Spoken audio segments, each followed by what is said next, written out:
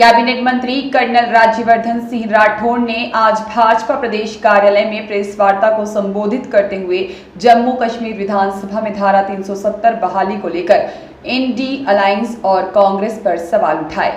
Colonel Rathore ने कांग्रेसी नेताओं को भारत का विभाजन करने वाला और अलगाववादी विचारधारा को बढ़ावा देने वाला बताते हुए कहा कि राहुल गांधी और इनके नेताओं द्वारा लगातार पिछले कई सालों से भारत को तोड़ने का प्रयास किया जा रहा है, लेकिन प्रधानमंत्री नरेंद्र मोदी और गृह मंत्री अमित शाह ने इनके प्रयासों को विफल कर दिया है। कांग्रेस और इनके गठबंधन वाली राजनीतिक पार्टियां 370 को बहाल करने के लिए चाहे जितने प्रयास कर ले, लेकिन पीएम मोदी ने धारा 370 का अंतिम संस्कार कर दिया है।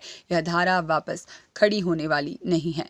कर्नल राठौड़ ने कांग्रेसी नेताओं पर सवाल दागा कि राहुल गांधी और इनकी पार्टी के नेता यह स्पष्ट कर दे कि वे धारा 370 को हटाने के पक्ष में हैं या उसे बहाल करने के पक्ष में हैं। देश की जनता के सामने कांग्रेसी नेताओं को स्पष्टीकरण देना चाहिए।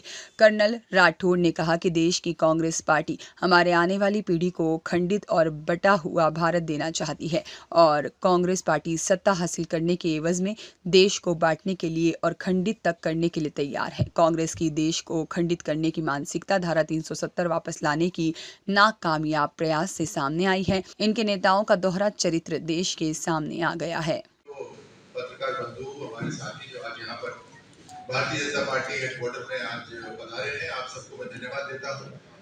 आपके माध्यम से हमेशा हम देश की, राजस्थान की जागरूक जनता तक पहुँचने की कोशिश करते हैं। आज फिर एक ऐसा मुद्दा सामने आया है जो गंभीर मुद्दा भी है और एक ऐसा जो राजस्थानी नहीं बल्कि देश की जनता को विचलित करता है। हम आने वाली पीढ़ी को क्या बटा हुआ भारत देना चाहेंगे? क्या हम एक खंडित भारत अपने आने वाली पीढ़ी को देना चाहेंगे? मालूम तो ऐसा होता है जैसे एक पॉलिटिकल पार्टी का लक्ष्य उद्देश्य यही है कि किसी भी तरह वो सत्ता में आ जाए और सत्ता पे आने के लिए अगर खंडित भारत हो तो वो भी इस पॉलिटिकल पार्टी को मंजूर है। बीते बुधवार को जो जम्मू कश्मीर की विधानसभा के अंदर धारा 370 वापस लाने की जो कोशिश करी गई, उसके अंदर इंडी अलायंस कांग्रेस के नेतृत्व में सबसे आगे था।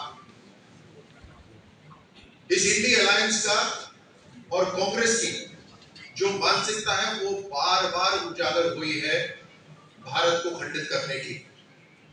धारा 370 वापस लाने की जो ये नाकामयाब कोशिश की गई है, ये उसी श्रृंखला में एक और कदम है।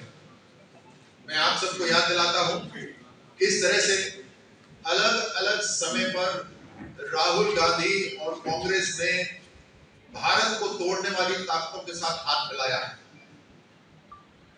2010 में जब राहुल गांधी जम्मू कश्मीर गए थे तो अलगाववादी सोच के नेताओं के साथ इन्होंने अलग बातचीत करी थी। जब ये यूरोप और अमेरिका जाते हैं तो वहां के विश्वविद्यालयों के अंदर भारत के लोकतंत्र को एक खतरा बताते हैं और यूरोप और अमेरिका को भारत के अंदर दखल देने के लिए न्योता देते हैं।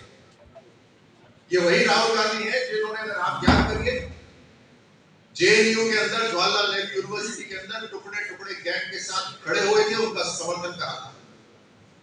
ये वही कांग्रेस पार्टी है, ये वही राहुल गांधी है जिन्होंने भारत के अंदर बहुत लंबे समय से जो आतंक की घटनाएं हो रही हैं उसके अंदर हिंदू टेरर का नाम दिया, यानी देश को बांटने की कोशिश, जबकि पूरा राष्ट्र ये कहता आता है कि टेरर का कोई धर्म नहीं होता। उसके बावजूद भी हिंदू टेरर शब्द इस्तेमाल करा गया। ये वही राहुल गांधी है जिन्होंने सेना के ऊपर भी सवाल उठाए, सर्जिकल स्ट्राइक के ऊपर सवाल उठाए। जम्मू कश्मीर के अंदर धारा 370 की बहाली के अंदर जो नेशनल कॉन्फ्रेंस, जहां पर कांग्रेस के प्रवक्ता, कांग्रेस के नेता आपके प्रचार में आते हैं, उनसे ये पूछिए कि क्या बाबा साहब अंबेडकर का बनाया हुआ संविधान कश्मीर में लागू नहीं होना चाहिए?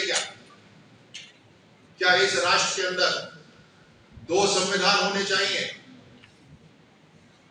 धारा 370 समाप्त होने के बाद कश्मीर के अंदर एक बहुत बड़े रूप से दलितों को, महिलाओं को, बच्चों को और जो शरणार्थी पाकिस्तान से जो आए उन सबको अधिकार मिला। ये पहली बार है कि वहां के दलितों, वाल्मीकि समाज के लोगों ने मतदान करा है। क्या कांग्रेस पार्टी इस अधिकार को छीनना चाहती है? क्या कांग्रेस पार्टी महिलाओं के अधिकार को छीनना चाहती है? अभी इन्होंने एक बहुत बड़ा आर्टिकल लिखा और उस आर्टिकल में दिखाया किस तरह से ईस्ट इंडिया कंपनी ने भारत को लूटा था। भारत के आजाद होने के बाद सबसे बड़ी प्राइवेट लिमिटेड पॉलिटिकल पार्टी ने भी वही करा जो ईस्ट इंडिया कंपनी ने करा। इन्हीं के परिवार ने भारत को लूटने का काम करा। आखिर राजनीतिक भाषा के अंदर युवराज किसे कहा जाता है, ये आप और हम अच्छी तरह से जानते हैं। ब्यूरो रिपोर्ट, देश 24 एक्सप्रेस।